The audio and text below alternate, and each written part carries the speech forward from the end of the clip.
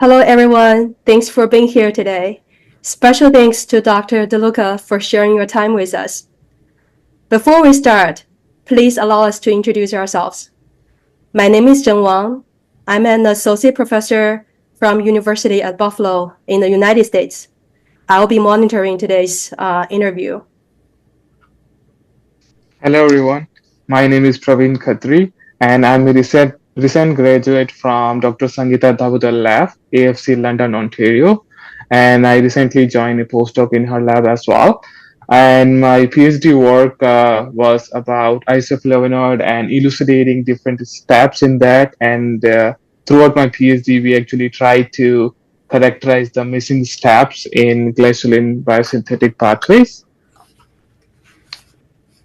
Hello everyone, I am Anh Nguyễn and I am a PhD student of Dr. Thủy Đặng at UBC Canada, and my research focused on elucidation the parasitic pathway of alkaloids from plants.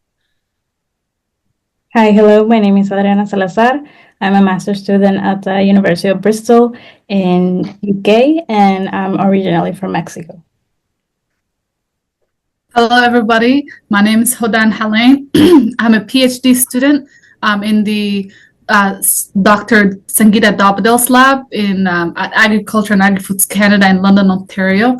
And yeah, my research is also about isoflavonoids and phytoalexins in plants. Okay, thank you all. It's a great honor to have Dr. Vincenzo DeLuca with us today. Dr. DeLuca is a professor emeritus from the Brook University in Canada. He is a renowned scientist in plant natural product biosynthesis and its cellular localization. He is a recipient of this year's prestigious Phytochemical Pioneer Award from the Phytochemical Society of North America, also known as PSNA. Thank you, Dr. DeLuca, for joining us today to answer questions from the young scientists.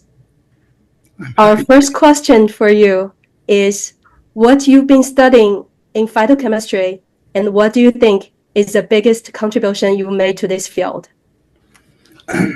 Yeah, thank you for inviting me to speak with you, and it's a privilege to be surrounded by young people, which is probably why many of us are doing what we do in universities. Well, during my career, I worked on a large number of different topics. And interestingly, I started my career working on primary metabolism. My master's degree was to work on an enzyme.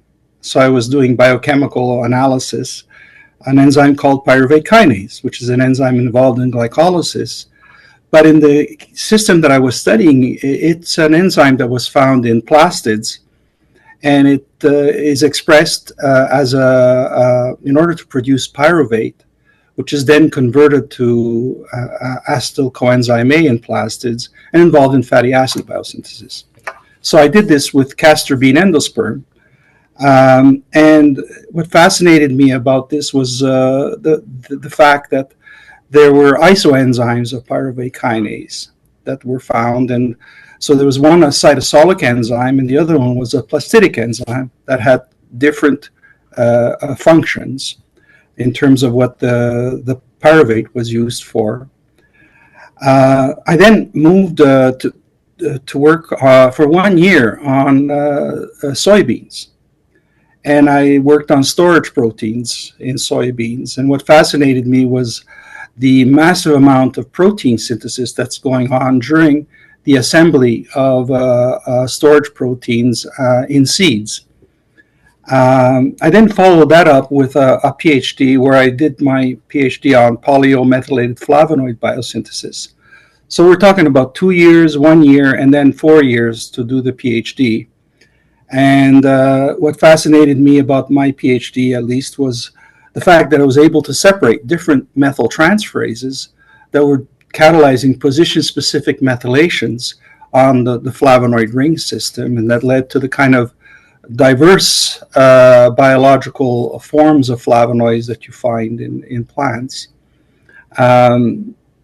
Finally, I decided to, after my PhD, I finally decided to join the National Research Council of Canada because I was offered a position over there. And this is when I developed my interest on these anti-cancer alkaloids that you find in Catharanthus roseus. And I spent 38 years working on Catharanthus roseus. So one of the themes I'd like to explore today is focus, which is something that many people seem to have problems with today.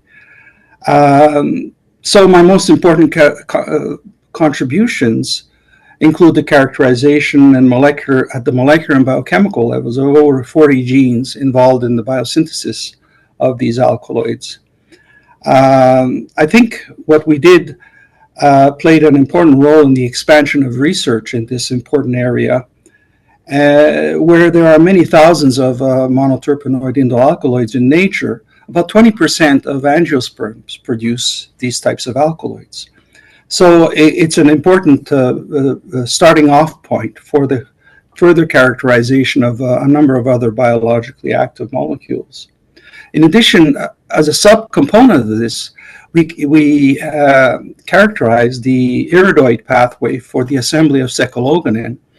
And secologonin is an interesting iridoid. It's been around, and derivatives, other iridoids have been around long before the alkaloids were there. And they play important ecological roles. This is an important area to study how plants and their chemistry, in terms of iridoids, play on in the environment, the biotic environment, for example. And there are researchers today that do this kind of research. So that's what I think my most important contributions were. Not to mention the number of students, of course, that were all involved in the development of these projects. How many students you've had in your career, like PhD? Oh, between students doing degrees, high school students, students doing 4 months or 5 month tenures in my lab in undergraduate research projects, probably 100, 120 students. But for PhD, something like 22, 23, and another maybe 30 master students. Wow, that's a lot of students. Okay. Shall we move on to the next question? I can go ahead. And so that's fascinating to see, 100 plus students, and you have work upon different secondary metabolites as well. That's what I when I go to these PSNA conferences, that excites me more. People work on different kind of metabolites as well. So my question is, as being a long-term member of PSNA, what has your experience been like with this society and its annual conferences, and how have they contributed to your journey? So I joined PSNA in 1983. I was a PhD student at that time. And that was the first year where PSNA decided to fund travel awards. And the way they funded the travel award was that students were encouraged to supply abstracts of their research. And that particular year, I was one of the 2 students that were selected for a travel award. And as you can imagine, it depends on the amount of funding that the PSNA happens to have available for this experiment. It was an experiment in those days. So I was given this travel award, and I went to Tucson, Arizona, where the meeting was being held. And the title of my presentation was Purification and Properties of 4 Flavonoid-Specific O-methyltransferases from Chrysosporidium americanum. And this was the first time that I had been to PSNA. And this kind of led to my lifelong interest and participation in PSNA. And this is mostly because of its small size, the friendliness of the society, and the broad coverage of phytochemistry topics in annual meetings through specialized symposium topics. So during the period, my participation, I was very interested in many of the presentations were by mature scientists giving specialized symposium topics. And as I became more involved in society, I started discussing with colleagues of mine, why not have younger investigators give specialized presentations? And so we started to have the idea of creating a Young Investigator Award for emerging scientists in the area. And this was around the mid-1990s when these ideas started to ferment in our minds. And we were having discussions year after year. In one particular year, the society decided to have a Young Investigator mini symposium that I helped to organize. And this was in 1995 at a meeting that occurred in Sault Ste. Marie in Ontario. And we invited 5 emerging scientists to give a talk. And these were shorter talks. You know, they were 25 or 30-minute talks instead of the regular 45-minute talks that the symposium talks were about. And this was so successful that the society said, well, why don't we develop a permanent meeting of young investigators where young investigators would give a symposium talking about the research that they were doing and the success that they were having in their research. And this led to, you can't do anything without money. And so I started to work on, I had a lot of people that I knew, and I tried to get people to make donations. And so industry participated, some government funding, and some individuals gave some funding. And this allowed us to raise about $30,000, which was the beginning of the Young Investigator Symposia. And then in 1999, I believe, after we'd raised this money from government, industry, and private individuals, we had the first Art Niche Young Investigator Mini Symposium that was held in 1999 at the PSNA conference in Montreal. And this mini symposium now became a permanent feature of the PSNA conference, which has now been held for the past 25 years, which you may be well aware of. Sorry, I'm just going to shut my phone here. Sure. Take your time. Okay, it stopped. Thank you. So that was an important feature of how the Young Investigator Mini Symposium occurred. And I guess it's one of the major contributions that I helped to make in what is now the PSNA. I was president of the society around 1998. And the year I organized the Young Investigator, the Art Niche Mini Symposium was in 1999 in Montreal. Yeah, I definitely benefited from the Young Investigator Symposium because I was awarded the Arthur Nash Young Investigator Award in 2023. So Yeah. very grateful to the society and Dr. DeLuca's initiative.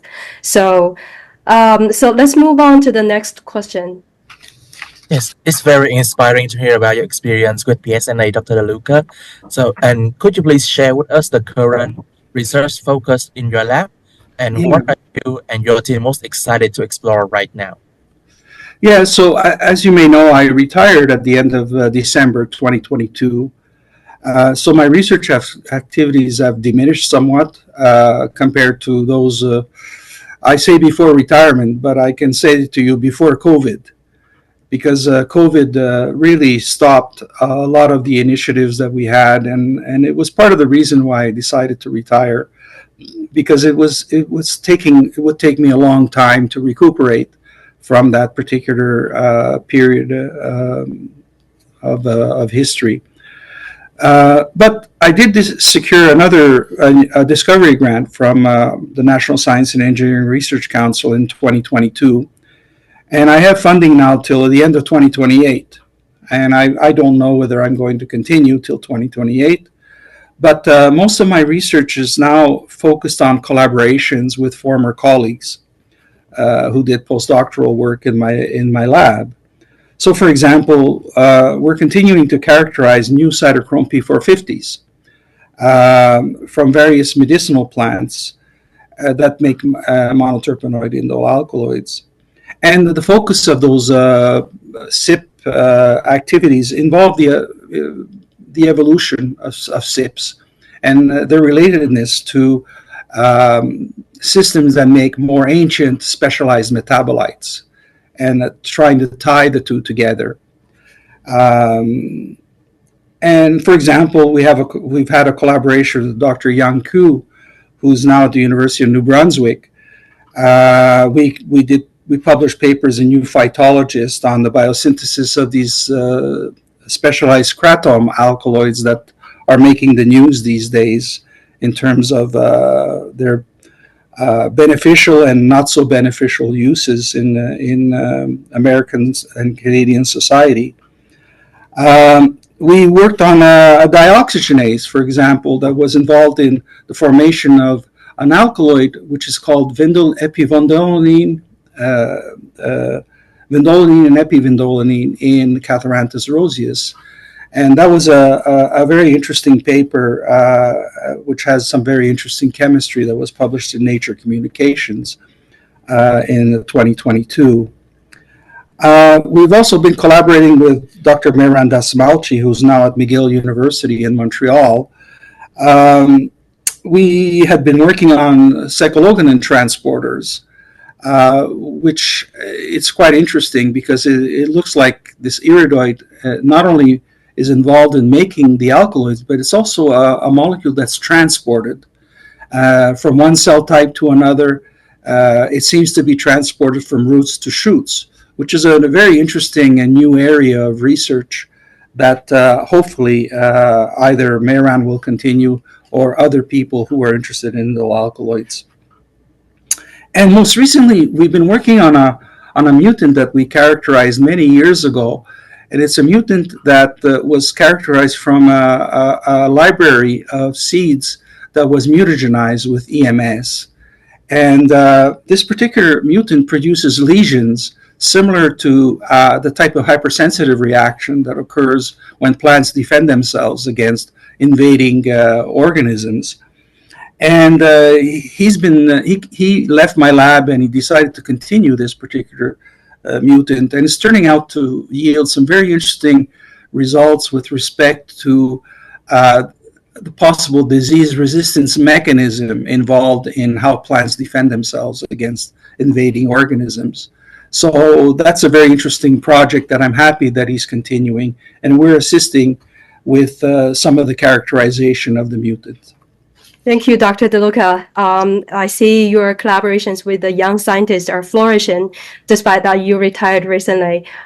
So let's move on to the next question. Yes, thank you very much for your sharing. And please, may I ask the next question is, what excites you the most in the field of phytochemistry these days? And where do you see the potential for breakthroughs in the phytochemicals research? Yeah, so I think what excites me most and has always excited me is the remarkable variation of specialized chemicals that can be produced via a few dozen biochemical reactions.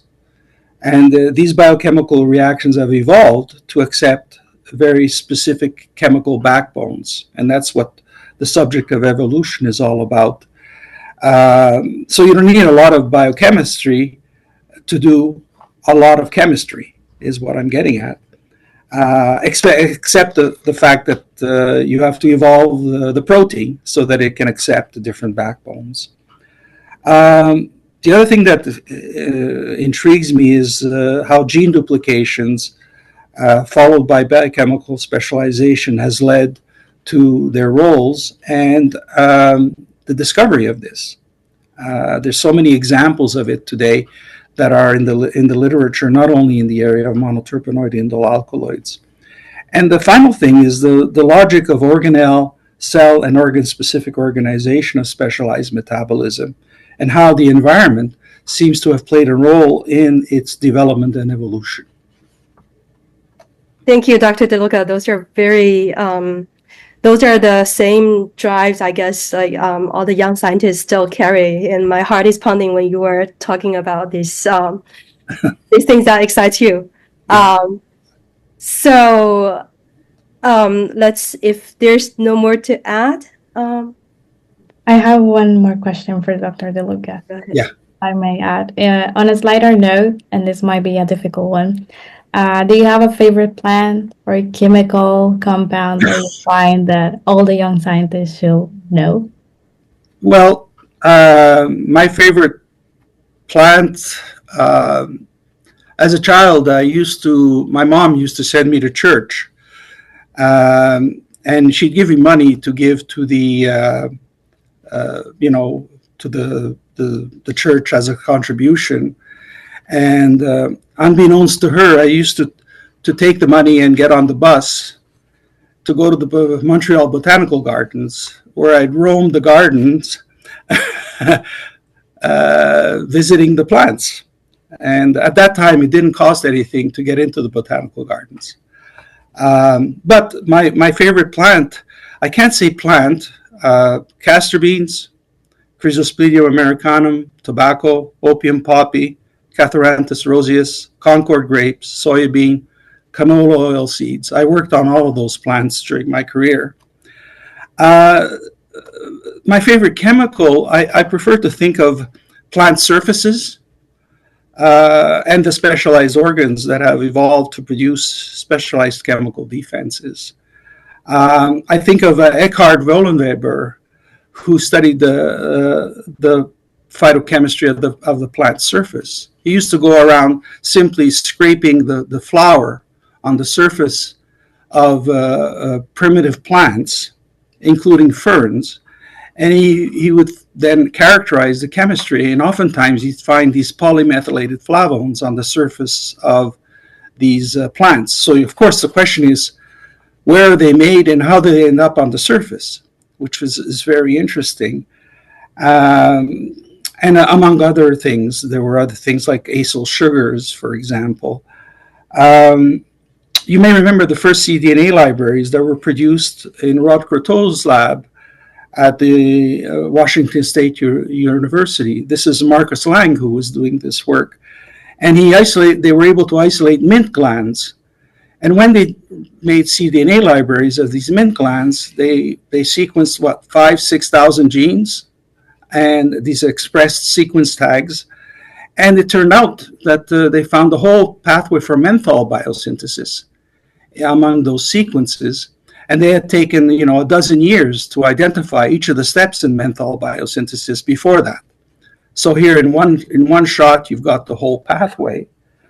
Interestingly, 7% of the genes that were found among these thousands of cDNAs looked like they were involved in flavonoid biosynthesis. And so I remember we saw in the library, we saw all these methyl transferases. And so we decided to clone these genes. So half a dozen OMTs were isolated. And it turned out that they were involved in the sequence-specific O-methylation of these flavones, a project that brought me back to my PhD in the 1980s, where I had just characterized them at the biochemical level. I think of exploding glandular trichomes. This is work that a colleague of mine, a friend, John Stevens, was working on in 25, 30 years ago. And this is a potato varieties where these trichomes, the glands of these trichomes are loaded with polyphenol inside the vacuole. And surrounding the vacuole in the cytoplasm, most of the protein in the cytoplasm is polyphenol oxidase. So you can imagine when an insect will land on a trichome, and as it pulls against the trichome, it ends up exploding the trichome, and it gets coated with polyphenol and polyphenol oxidases, which polymerize the phenols and polymerize the insect to the surface of the leaf. So it shows you the kinds of remarkable chemistry going on the surface. And I think that's an amazing place where specialized metabolism seems to have played an important role in evolution. That's a great suggestion. Yeah, to look at the plant surface, the trichomes, etc., other specialized plant cells. So we have one more question. Yeah, thank you, Dr. DeLuca, for sharing your journey into the scientific world. It's very inspiring and also motivating to hear, especially as a young scientist just starting their whole journey as a PhD right now. Thinking about the next generation of researchers, what advice would you give to young scientists just starting their careers in phytochemistry? Yeah, so I wrote a number of bullet points here. Number one, I think it's decide at the outset what you want to achieve during your career. Develop more than one direction. And once you're successful in one of the directions, keep your focus on it. Your success will indicate that funding agencies will support it. Don't be distracted by shiny objects. If you do that, you tend to dilute your efforts, is what I'm trying to point out. Don't be greedy. Biting off more than you can chew may lead to lots of funding, but failure due to your inability to complete anything. Stay away from administrative duties, as it usually takes away time from your research. And of course, if you want to be an administrator, that's fine too, but that means that you're not likely to do as much in a research-oriented fashion. Be generous, be encouraging, trust your students, and pay attention to what they are doing. Encourage independent thought, encourage experimentation, and be constructive when mistakes in experimentation occur. Help with problem solving through frequent interactions and discussions. Thank you, Dr. DeLuca. Those are very valuable insights. I wonder if anybody has additional questions or comments you want to share. All right. Okay. So thank you, Dr. DeLuca, for joining us today and sharing your insights with young scientists in phytochemistry. For those who would like to learn more, Dr. DeLuca will deliver a keynote presentation during the PSNA annual symposium at York University in Toronto from June 24th to June 28th. We hope to see you there. Thank you very much. Thank you.